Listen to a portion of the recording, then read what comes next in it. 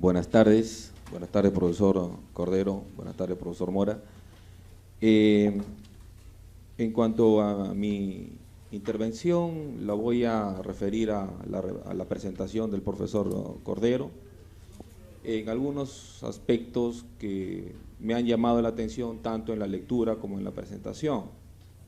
Uno de ellos, que es un tema que me interesa bastante, es el argumento abductivo dentro de la tesis ontológica del realismo bungiano, ¿no? Hay 4 tesis, una de ellas es la ontológica y un argumento para ello es la abducción, ¿no? Me llama la atención, o quiero llamar la atención en esto, porque, por ejemplo, Bunge, hasta donde entiendo, se ha mostrado crítico y rechaza, por ejemplo, lógicas como la modal, ¿no? Dice, eso no sirve simplemente, ¿no? Bunge dice algo más, pero digamos que no sirve, ¿ya? Respecto de otras opciones formales, como la teoría de la verdad de Tarski, y eso también está en su autobiografía, pero también en otros escritos, dice, no se pueden generar verdades en el escritorio, casi dice eso, ¿no? Y respecto del estructuralismo metateórico, polemizó con Moulines, por ejemplo, y él está en contra de ese enfoque científico, estructuralista o semántico, ¿no?, que utiliza, por ejemplo, en el caso de Moulines, Balzer, Schnitt, etcétera, teoría de conjuntos, ¿no? Y sin embargo, el profesor Cordero señaló que Bunge sí emplea la lógica, ¿no? Claro, si uno revisa la teoría, el tratado de filosofía básica, sin lugar a dudas hay un tratamiento lógico ahí, ¿no? Pero se restringe básicamente en lo que se refiere a lógica de primer orden, lógica clásica, moderna, pero para ciertos fines, ¿no? Él no es un lógico, sino va hasta ciertos fines. Lo que entonces llama la atención es, por un lado, de manera positiva, ya que a diferencia de Popper, rechazó los razonamientos abductivos e inductivos. Es más, Popper ni siquiera consideró la abducción como un tipo independiente de razonamiento, simplemente no lo hizo, no hizo caso. En cambio, Bunge estaría abduciendo o empleando el método abductivo para postular que hay realidad. Ahora, el que haga, eso es, digamos, la parte positiva, ¿no? La parte negativa es de que el razonamiento abductivo no se puede modelar por medio de la lógica clásica, ¿no? Hasta donde conozco, por ejemplo, remitiéndome al trabajo de Atocha Aliceda, que es una de las lógicas, entre otras, ¿no?, que trabaja la abducción, se hace por una lógica no clásica llamada lógica no monotónica. Pero, con todo y todo, esta abducción es un conocimiento, pues, falible. O sea, es un razonamiento cuya conclusión no está garantizada, admite el contraejemplo, ¿no? Y ocasionalmente podría suceder que, digamos, aquello que Bunge dice que es real, al igual que ocurrió el siglo XIX, el siglo XXII, digamos, ya no lo es. Entonces, es una ontología débil, provisional, no es una ontología fuerte, no es un realismo platónico, no se trata de sustancias eternas, sino es una conclusión ontológica débil, ¿no? Esa es una de las cosas que quería, digamos, poner a consideración del profesor Cordero. Y lo otro que me parece interesante es cuando se habla de la tesis semántica, ¿no? La tercera es esta en Bunge hay, y el profesor lo dijo, una, vamos a llamarlo así, teoría de la verdad por correspondencia, pero no es aristotélica, porque lo que señala Bunge es algunas proposiciones, y vamos a ver cuáles, ¿no? El profesor Cordero dijo, ¿y cuáles serían? ¿No? Y aquí hay el otro problema, son aproximadamente verdaderas. ¿Qué he de entender por aproximado? Si es una aproximación proporcional, significa que para hacer proporciones yo debo tener el universo y de ese universo hallar aquellos que cumplen con determinada propiedad y sacar la proporción.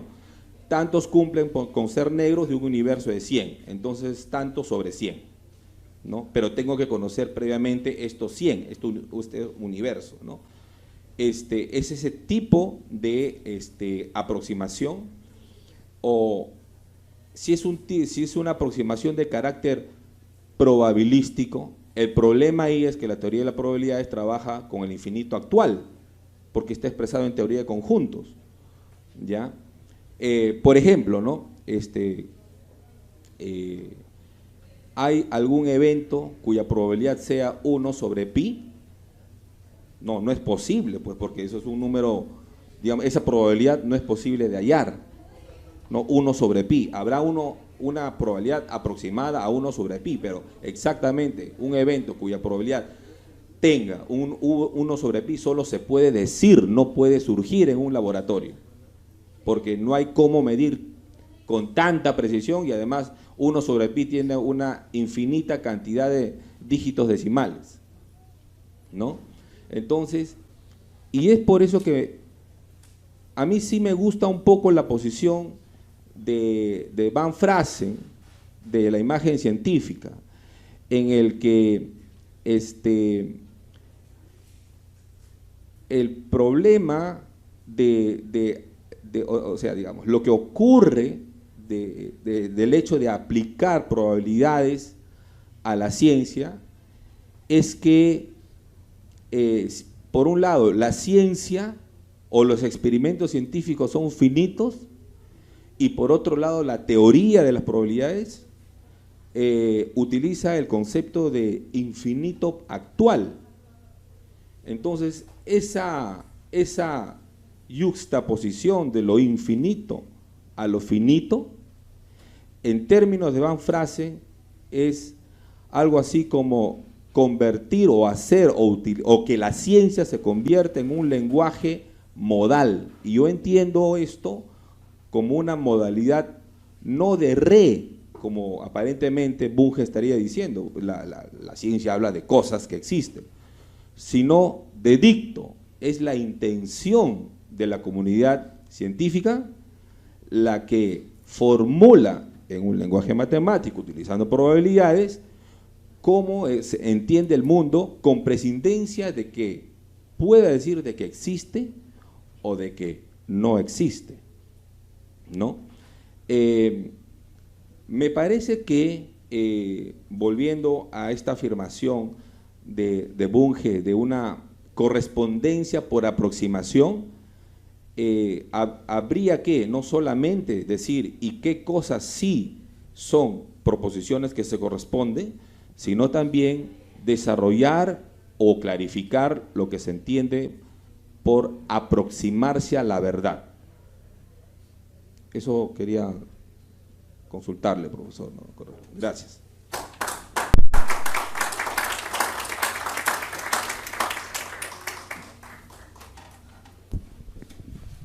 Muchas gracias. Muy interesantes preguntas.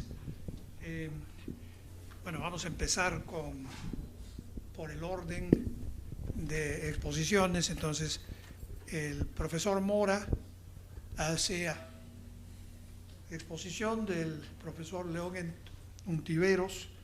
Hay varias preguntas, todas también muy interesantes, sobre, en particular, la abducción, ¿no? Y es verdad, la abducción está enmarcada en un sistema de justificación que es eminentemente falible. Ahora me da la impresión de que el profesor León considera eso ya de suyo un defecto. Me parece, bueno, se ha hablado de ontologías débiles, ¿no? En oposición a qué, a la ontología platónica.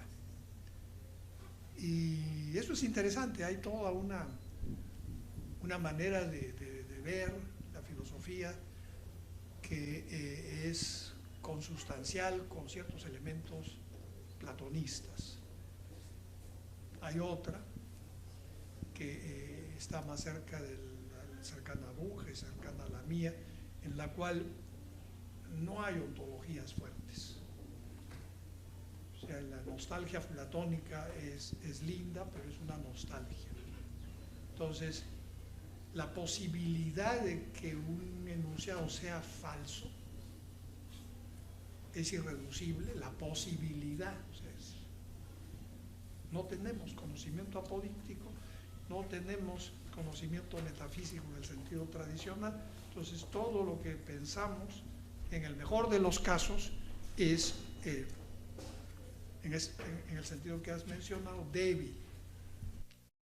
Pero débil con respecto a qué, porque, claro, si tuviera sentido defender una alternativa platónica, claro, con respecto a eso, habría la idea de que lo que proponemos es débil. Pero si no hay nada, entonces esa luz no alumbra porque no existe el contraste. Nos hemos quedado sin contraste, que es una opinión de los naturalistas. Claro, los naturalistas no son queridos universalmente, pero eso no quiere decir que no sean consistentes o seamos, porque yo también soy de la tendencia naturalista.